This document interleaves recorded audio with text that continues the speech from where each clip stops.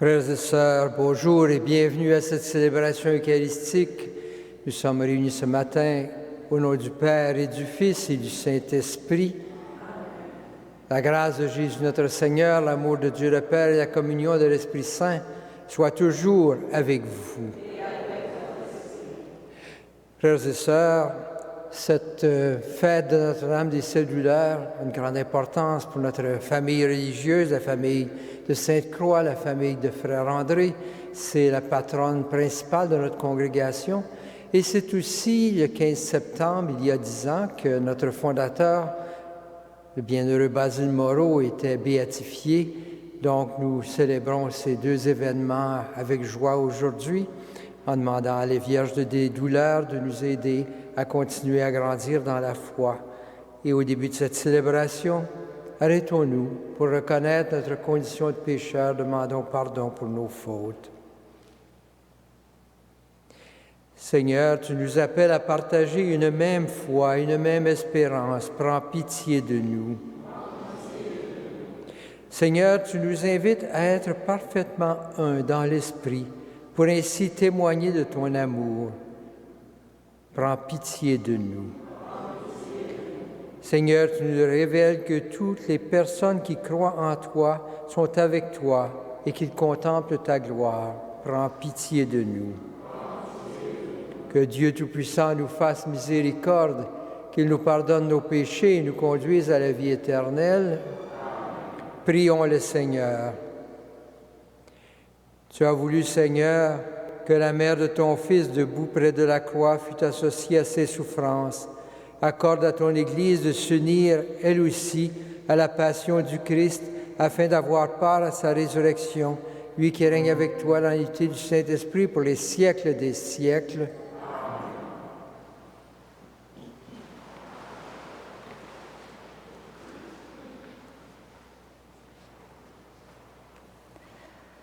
De la lettre aux Hébreux. Le Christ, pendant les jours de sa vie dans la chair, offrit, avec un grand cri et les larmes, des prières et des supplications à Dieu qui pouvait le sauver de la mort, et il fut exaucé en raison de son grand respect.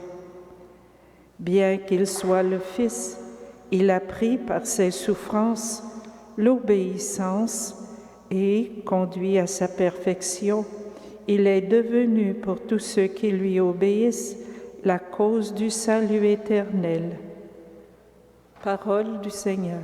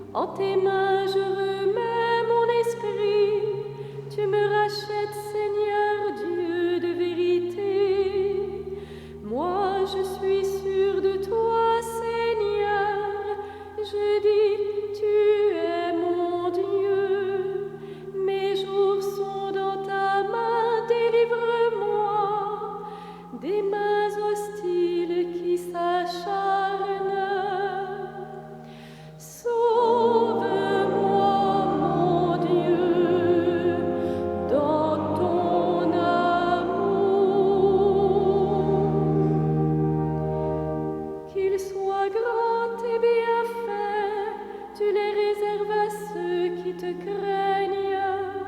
Tu combles à la face du monde ceux qui ont en toi leur refuge. Sauve-moi, mon Dieu, dans ton amour.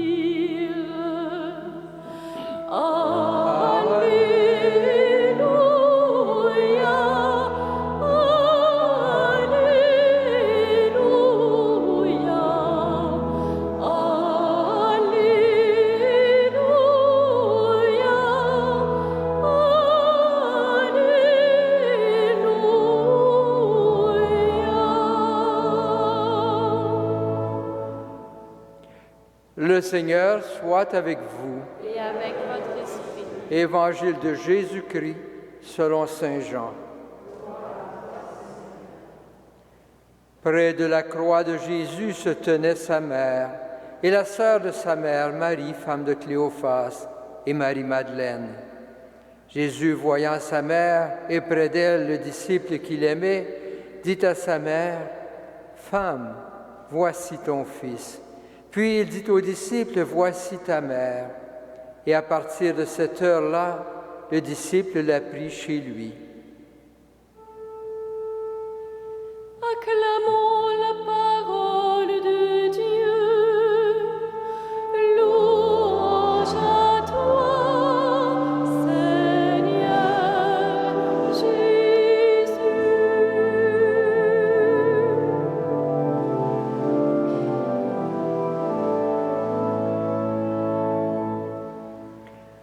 Frères et sœurs, dans l'évangile de Jean, nous retrouvons deux paroles fortes que Jésus adresse à sa mère. Marie est adressée comme femme. Dans les deux cas, Jésus ne l'appelle pas mère, mais femme. Cette femme qui représente les femmes et qui est là. Au début de la vie publique de Jésus, lors des noces de Cana, Marie invite son fils à agir devant le manque de vin pour la fête. Et Jésus lui répond sèchement, « Que me veux-tu, femme? Mon heure n'est pas encore venue. » Une deuxième parole de Jésus est adressée quelques moments avant la mort de Jésus, donc au début de sa vie publique et à la toute fin. « Femme, voici ton fils. » Marie, la femme fidèle jusqu'au bout, ne s'était pas laissée décourager par les premières paroles de Jésus à Cana. Tout au contraire, elle s'était tournée vers le serviteur de la fête et leur dit, « Quoi qu'ils vous disent, faites-le. » Nous débutons donc dans un moment de réjouissance et de fête et nous concluons la semaine où Jésus a été reconnu par Jean-Baptiste, où il a choisi ses disciples.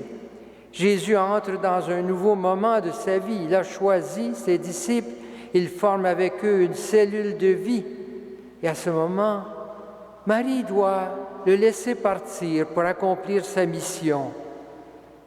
Le temps n'est pas venu de conclure cette mission par sa mort et sa résurrection, mais le temps est venu pour que d'autres répondent à cet appel. Quoi qu'ils vous disent, faites-le. Cette parole de Marie, on dirait qu'elle s'adresse aussi à tous ceux qui suivent Jésus. Quoi qu'ils vous disent, faites-le. C'est à vous maintenant d'être avec Jésus. Et voilà qu'au pied de la croix, tout a changé. Marie a su laisser Jésus remplir sa mission jusqu'au bout. Maintenant, son heure est venue. À Cana, l'heure n'était pas encore venue. Ici, l'heure est venue. L'heure où il mènera à son terme tragique son engagement. Marie avait accepté de le laisser aller, mais elle ne l'a jamais abandonné.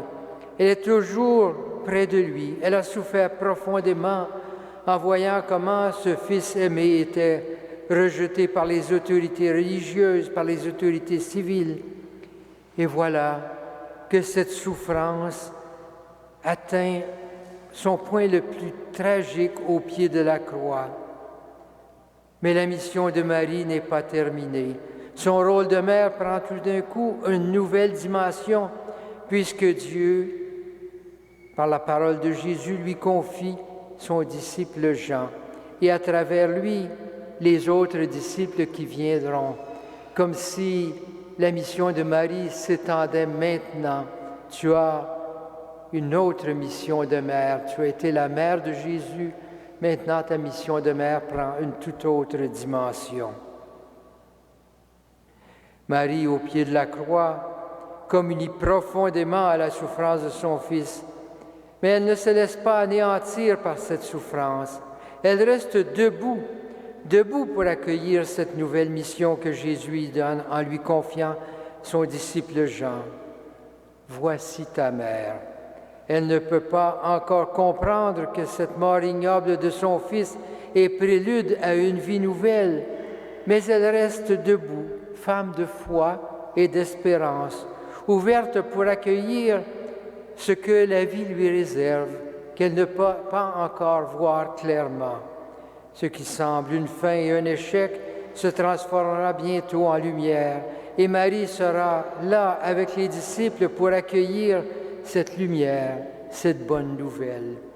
Marie la fidèle, Marie qui a su accepter la croix dans sa vie pour s'ouvrir à cette espérance nouvelle, à cette vie nouvelle de la résurrection. Marie, notre mère, Marie qui nous invite à accueillir comme elle la souffrance et la croix pour pouvoir vivre dans la lumière du ressuscité. Frères et sœurs, dans toute vie, il y aura des moments de difficulté et de douleur. Aujourd'hui, nous voyons en Marie, mère des douleurs, un modèle et une inspiration. Par son attitude courageuse, elle nous invite à faire face aux épreuves, tout comme elle, en nous tenant debout, avec au fond du cœur la certitude que le Seigneur nous accompagne, qu'il nous donne la force de faire face aux adversités, en sachant que la croix est le chemin inévitable qui nous mène à la résurrection et à la vie.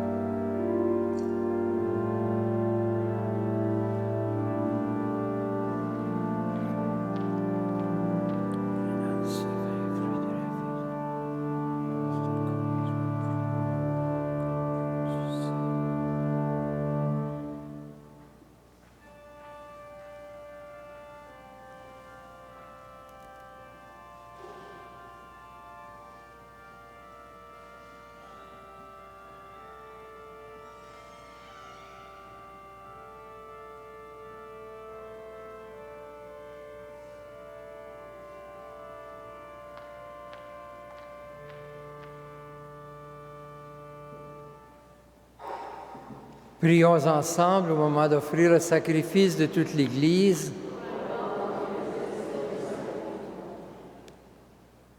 Pour la gloire de ton nom, Dieu de miséricorde, accepte la prière et les offrandes que nous te présentons en l'honneur de la Sainte Vierge Marie, puisque tu as voulu qu'elle devienne notre mère quand elle se tenait près de la croix de Jésus, lui qui règne avec toi pour les siècles des siècles. Le Seigneur soit avec vous. Élevons notre cœur. Rendons grâce au Seigneur notre Dieu. Vraiment, il est juste et bon de te rendre gloire, de t'offrir notre action de grâce toujours et en tout lieu. À toi, Père très saint, Dieu éternel et tout-puissant, en ce jour où nous célébrons la bienheureuse Vierge Marie, Mère des douleurs, où nous honorons cette Vierge Marie, nous voulons te chanter, te bénir et te glorifier, car elle a conçu ton Fils unique lorsque le Saint-Esprit l'a couvri de son ombre. Et gardant pour toujours la gloire de sa virginité, elle a donné au monde la lumière éternelle, Jésus, Christ notre Seigneur. C'est par lui que les anges célèbrent ta grandeur, que les esprits bienheureux adorent ta gloire, que s'inclinent devant toi les puissances d'en haut, et tressaillent d'une même allégresse les innombrables créatures des cieux. À leur hymne de louange, laisse-nous joindre nos voix pour chanter et proclamer.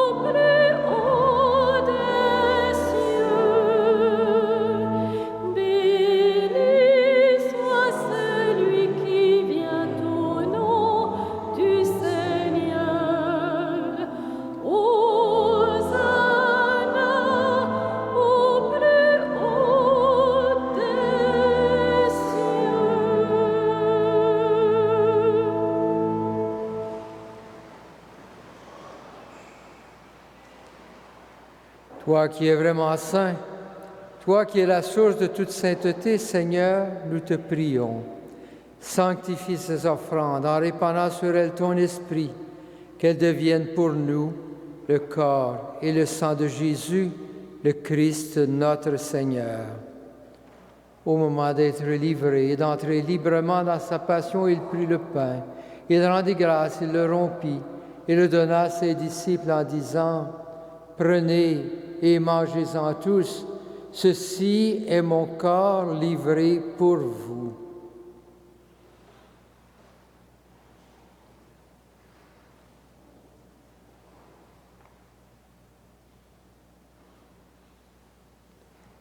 De même, à la fin du repas, il prit la coupe de nouveau, il rendit grâce et la donna à ses disciples en disant « Prenez et buvez-en tous, car ceci est la coupe de mon sang, le sang de l'alliance nouvelle et éternelle qui sera versé pour vous et pour la multitude en rémission des péchés. Vous ferez cela en mémoire de moi. »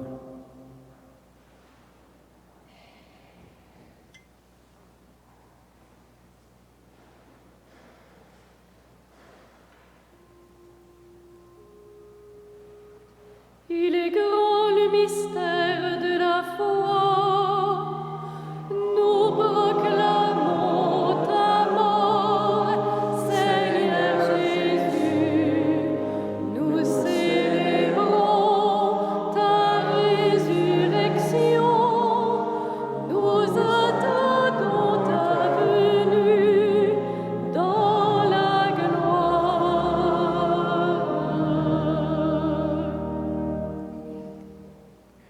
Faisant ici mémoire de la mort et de la résurrection de ton Fils, nous t'offrons, Seigneur, le pain de la vie et la coupe du salut. Et nous te rendons grâce, car tu nous as choisis pour servir en ta présence. Humblement, nous te demandons qu'en ayant part au corps et au sang du Christ, nous soyons rassemblés par l'Esprit Saint en un seul corps. Souviens-toi, Seigneur, de ton Église répandue à travers le monde. Fais-la grandir en ta charité avec le pape François, notre évêque, Christian et ses auxiliaires, Thomas et Alain, et toutes les personnes qui ont charge de ton peuple. Souviens-toi aussi de nos sœurs et de nos frères qui se sont endormis dans l'espérance de la résurrection et de toutes les personnes qui ont quitté cette vie. Reçois-les dans ta lumière auprès de toi. Sur nous tous, enfin, nous implorons ta bonté. Permets qu'avec la Vierge Marie, la bienheureuse Mère de Dieu, avec Saint Joseph, son époux, avec les apôtres, avec Saint Frère André, le bienheureux Basile Moreau, et les saints et saintes de tous les temps qui ont vécu dans ton amitié, nous ayons part de la vie éternelle et que nous chantions ta louange par Jésus-Christ, ton Fils bien-aimé. Par lui, avec lui et en lui, à toi, Dieu le Père Tout-Puissant, dans l'unité du Saint-Esprit, tout honneur et toute gloire pour les siècles des siècles.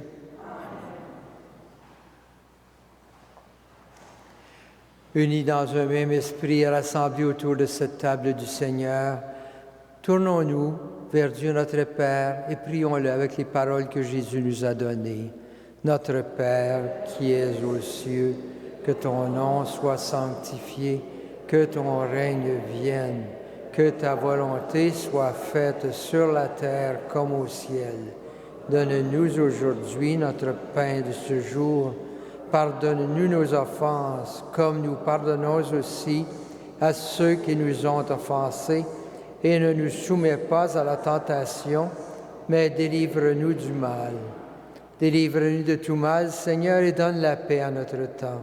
Par ta miséricorde, libère-nous du péché, rassure-nous devant les épreuves en cette vie, où nous espérons le bonheur que tu promets et l'avènement de Jésus-Christ, notre Sauveur.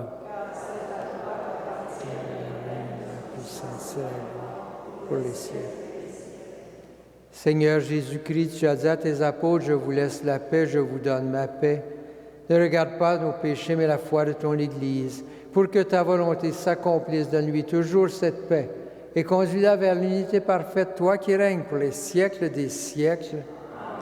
Que la paix du Seigneur soit toujours avec vous.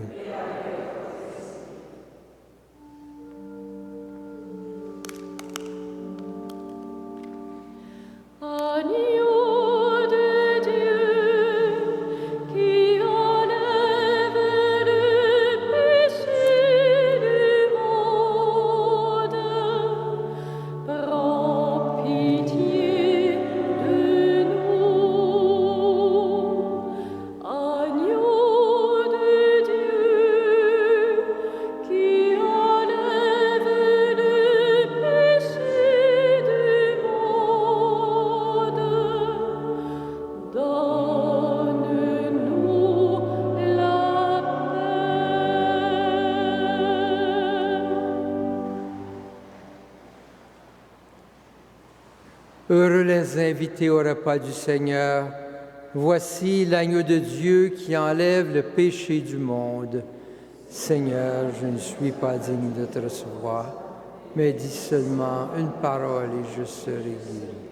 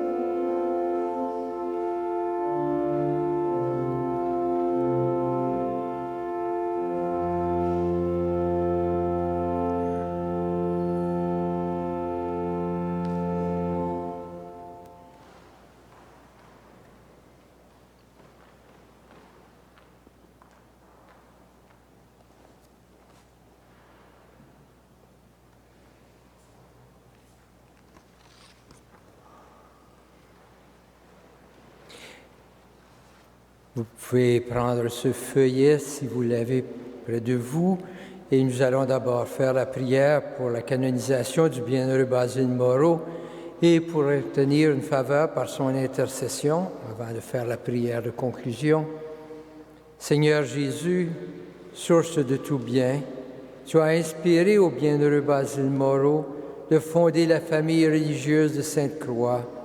Cette famille, œuvre adoratoire Saint-Joseph du Mont-Royal et frère André et un de ses fils.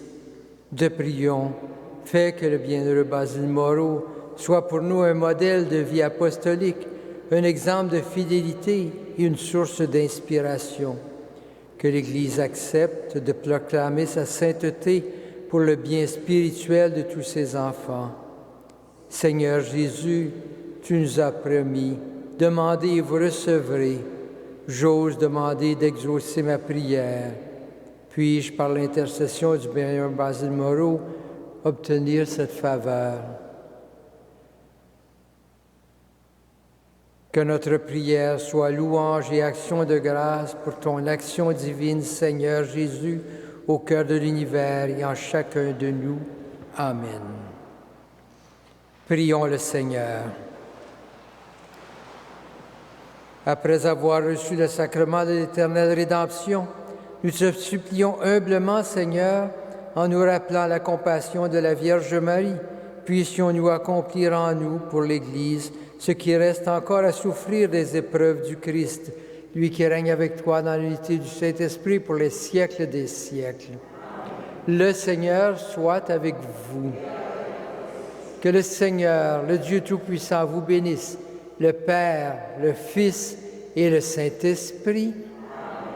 Frères et sœurs, que Saint-Frère André, que Saint-Joseph et le bienheureux Basile Moreau vous accompagnent, ainsi que la Vierge Marie.